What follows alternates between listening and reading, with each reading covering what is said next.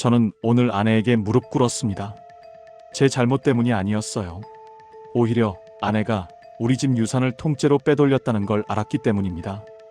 평생을 바쳐 일하다가 퇴직을 하자마자 제 삶은 완전히 뒤집혔어요.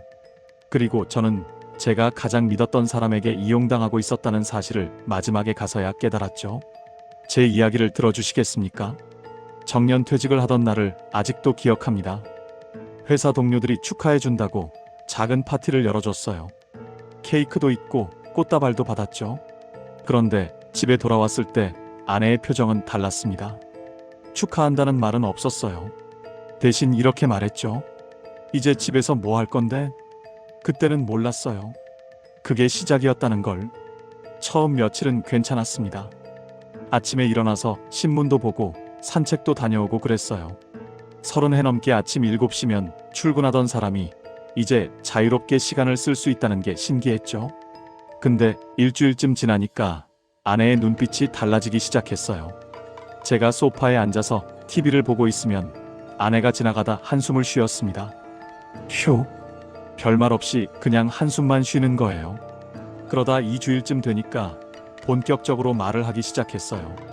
여보, 그냥 TV만 보지 말고 뭐라도 좀 해. 뭐라도 좀 하라는 게 뭘 말하는 건지 저는 잘 몰랐습니다. 그래서 설거지를 했어요. 식사 끝나고 제가 그릇을 싱크대에 가져다 놓고 설거지를 시작했죠. 그런데 아내가 뒤에서 이렇게 말하는 겁니다. 접시 방향이 틀렸네. 물이 튀잖아. 다음 날은 청소를 했어요. 빗자루 들고 거실을 쓸었죠. 그랬더니 또 이런 말이 나왔습니다. 그렇게 하면 먼지가 더 날아다녀. 아이고. 저는 그때 깨달았어요. 30해 넘게 회사에서 사람들 치이며 살아왔는데 집에서조차 숨 쉴 공간이 없구나. 퇴직 후 집은 제가 있을 곳이 아니라 제가 감시받는 공간이 됐습니다. 아내는 제가 하는 모든 행동을 지적했어요. 신문 보면 신문지 소리가 시끄럽다고 하고, 낮잠 자면 왜 자냐고 하고, 산책 가면 너무 오래 나갔다고 하더라고요. 저는 점점 집에 있는 게 불편해졌습니다. 그래서 요가원을 알아봤어요. 퇴직 후 계속 누워 지내니까 허리가 아프기 시작했거든요. 병원에 갔더니 의사가 운동을 해야 한다고 했습니다.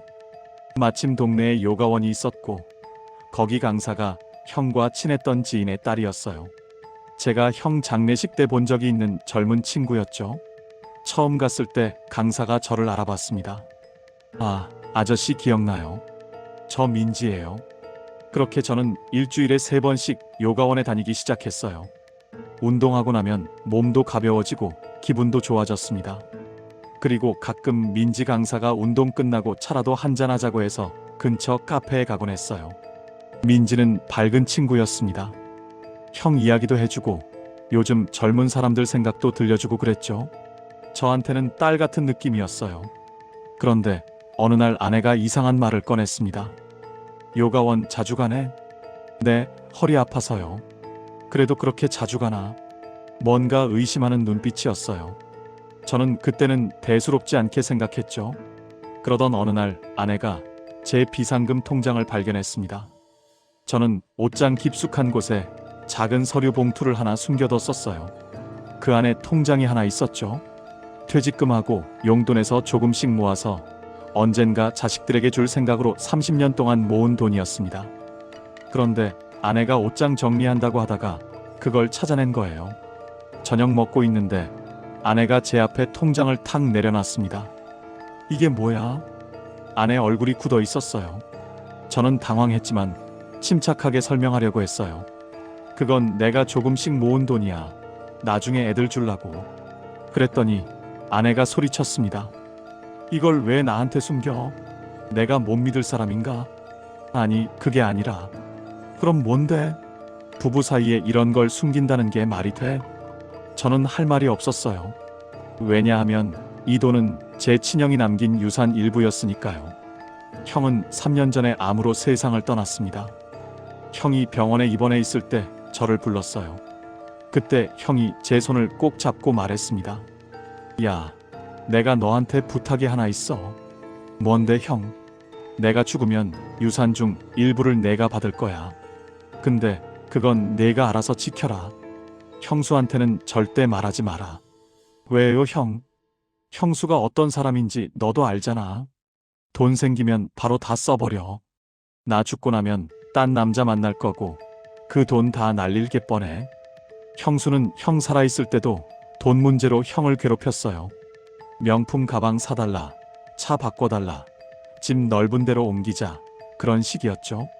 형은 평생 성실하게 살았지만 형수 때문에 돈을 모으지 못했습니다. 그래서 형이 저한테 남긴 유산은 형수 몰래 제가 지키기로 한 거였어요. 저는 그 돈을 절대 함부로 쓰지 않았습니다. 형이 피땀 흘려 모은 돈이니까요. 그런데 아내한테 그 얘기를 어떻게 하겠어요? 형수 욕을 하면서 설명해야 하는데 그게 쉬운 일이 아니었죠. 저는 아내에게 이렇게만 말했습니다. 이건 형이 남긴 유산 일부야. 형이 나한테 잘 지키라고 했어. 그랬더니 아내가 비웃었어요. 형수는? 형수도 알아? 그건 형수 몫이 따로 있어. 아내는 고개를 저었습니다. 이해가 안 돼. 왜 나한테는 숨긴 거야? 그날부터 아내는 저를 다르게 봤어요. 말투가 차갑게 변했습니다. 당신 달라졌어. 퇴직하고 사람 변했어. 저는 변한 게 없었는데 아내는 자꾸 그렇게 말했어요. 그리고 며칠 뒤 아내가 생활비를 더 달라고 했습니다. 물가도 올랐고 아이들 도와주려면 이 정도는 있어야 해. 저는 평소보다 30만 원을 더 줬어요. 그런데 한 달쯤 지나서 큰아들한테 전화가 왔습니다. 아버지, 요즘 어떻게 지내세요? 잘 지내지. 너는? 저도 잘 지내요. 근데 아버지, 혹시 저희한테 도움 주신 거 있으세요? 응? 무슨 소리야? 엄마가 저희 도와준다고 돈이 더 필요하다던데요. 아들 말을 듣고 저는 이상하다는 생각이 들었어요. 그 돈이 어디로 간 거지? 저는 아내를 유심히 관찰하기 시작했습니다. 아내는 낮마다 어디론가 나갔어요. 친구 만난다고, 마트 간다고, 동네 모임 있다고 하면서요. 그런데 장 봐온 것도 별로 없고 집에 돌아오는 시간은 점점 늦어졌습니다. 어느 날 아내가 화장실 간 사이에 아내 핸드폰에서 카톡 소리가 났어요. 저는 무심코 화면을 봤는데 이런 메시지가 떠 있었습니다. 오늘도 와? 지난번처럼? 누구한테 온 거지? 형수였어요. 저는 의심이 들기 시작했습니다. 아내가 형수를 만나고 있구나. 그런데 왜 나한테는 말을 안 하는 거지? 며칠 뒤 저는 아내 몰래 통장 거래 내역을 확인했어요. 그랬더니 이상한 게 보였습니다. 매달 50만 원씩 빠져나가고 있었어요. 어디로 간 건지 확인해 보니 형수 계좌였습니다. 저는 깜짝 놀랐어요. 아내가 우리 돈을 형수한테 보내고 있었던 겁니다. 저는 참지 못하고 아내한테 물었어요. 당신 형수님한테 돈 보내고 있어? 아내가 당황하는 표정을 지었습니다. 그게 그러니까 왜 내 허락도 없이 그런 일을 해? 형님이 불쌍하잖아. 혼자 계시는데 내가 좀 챙겨드려야지. 형수는 혼자 안 계셔. 딴 남자 만나서 잘 살고 있어. 그래도 형제 사이인데. 아내 말은 이상했어요.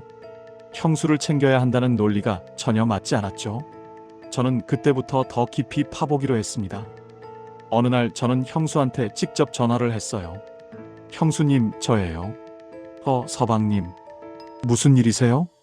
저 좀 여쭤볼 게 있는데요. 혹시 우리 집 사람이 형수님한테 돈 보낸 적 있나요? 전화 너머로 잠깐 침묵이 흘렀습니다. 아, 그거요.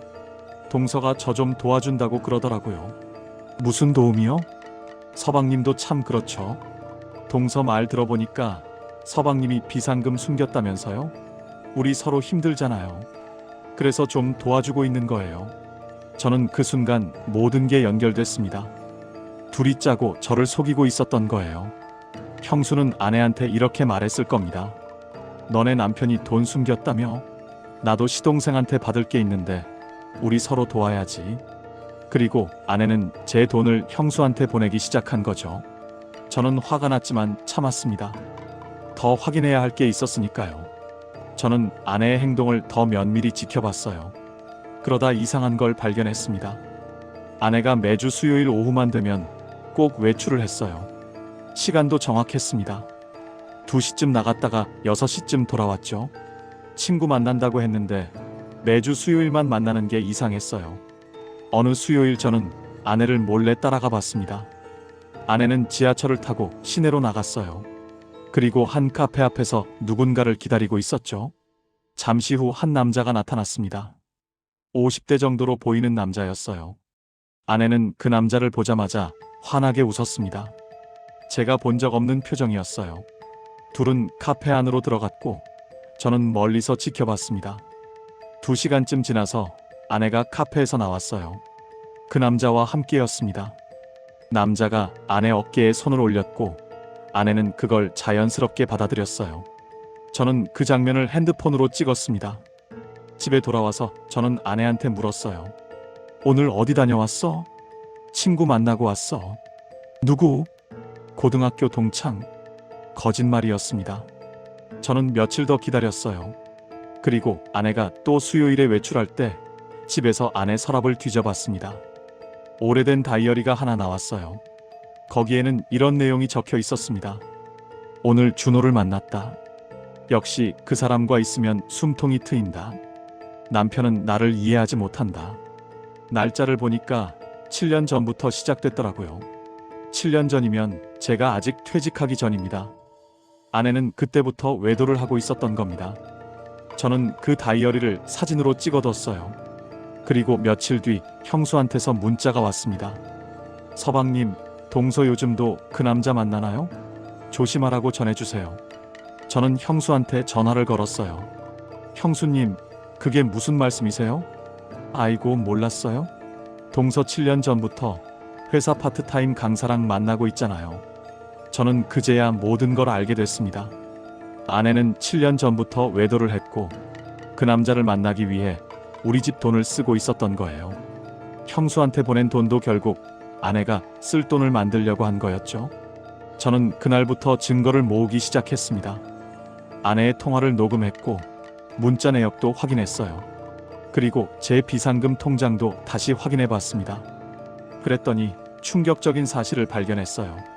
형이 남긴 유산 중 4천만 원이 빠져나가 있었습니다. 아내가 저 몰래 제 공인인증서를 사용해서 돈을 빼낸 거였어요. 그 돈은 형수 계좌로 갔고 형수는 그 돈 중 일부를 다시 아내한테 돌려줬을 겁니다. 완벽한 공모였죠. 저는 더 이상 참을 수 없었습니다. 그날 밤 저는 아내를 불렀어요. 앉아봐. 왜? 할 얘기가 있어. 저는 준비한 서류들을 쫙 펼쳐놨습니다. 통장 거래 내역, 다이어리 사진, 아내와 남자의 사진, 녹음 파일. 아내 얼굴이 하얗게 질렸어요. 이게 다 뭐야? 당신이 한 짓이야? 7년 동안. 아내는 처음엔 뻔뻔하게 부정했습니다. 이건 오해야. 그 사람은 그냥 친구고. 친구가 이렇게 문자를 보내? 당신이랑 있으면 숨통이 트인다고? 아내는 할 말을 잃었어요. 그리고 이건 뭐야? 내 형 유산을 왜 형수한테 보낸 거야? 그건 형님이 불쌍해서. 거짓말하지 마. 형수랑 짜고 내 돈 빼돌린 거잖아. 아내는 그제야 무너졌습니다. 울면서 이렇게 말했어요. 당신이 집에 있으니까 나는 숨을 못 쉬겠었어. 매일 집에서 TV만 보고 아무것도 안 하고. 나는 당신 하녀가 아니라고. 그래서 외도를 해도 돼? 그 사람은 날 이해해줬어. 당신은 나한테 관심도 없었잖아. 저는 어이가 없었습니다. 관심이 없었던 게 아니라 당신이 저를 밀어낸 거잖아요. 제가 뭘 해도 지적만 하고 숨 쉴 틈도 안 줬잖아요. 아내는 대답하지 못했어요. 저는 조용히 말했습니다. 너는 나를 떠날 수 있어. 하지만 내 형의 유산은 돌려놓고 떠나. 그리고 위자료는 한 푼도 못 받아. 며칠 뒤 아내는 짐을 싸서 집을 나갔습니다. 형수한테 받은 돈은 돌려놓았지만 이미 쓴 돈은 돌려받을 수 없었어요. 자식들은 충격을 받았지만 저를 이해해줬습니다. 그리고 요가원 민지 강사는 저를 찾아와서 이렇게 말했어요. 아저씨, 제가 증인으로 써드릴게요. 아저씨는 아무 잘못도 안 하셨어요. 동네 사람들한테는 아내가 저를 외도한 남편이라고 소문을 냈지만 진실은 밝혀졌습니다. 이혼 소송에서 아내는 위자료를 한 푼도 받지 못했고 오히려 저한테 빼돌린 돈을 갚아야 했어요. 지금 저는 혼자 살고 있습니다. 집은 조용하고 아무도 저를 지적하지 않아요. 가끔 민지 강사가 안부 전화를 하고 자식들도 주말마다 찾아옵니다. 퇴직 후 저는 깨달았어요. 가장 오래된 배신은 가장 가까운 사람에게서 온다는 걸. 그리고 진짜 자유는 혼자 있을 때 찾아온다는 것도 알게 됐습니다. 저는 이제 아무에게도 눈치 보지 않고 제 삶을 삽니다. 그게 제가 평생 일하고 얻은 진짜 보상이었습니다.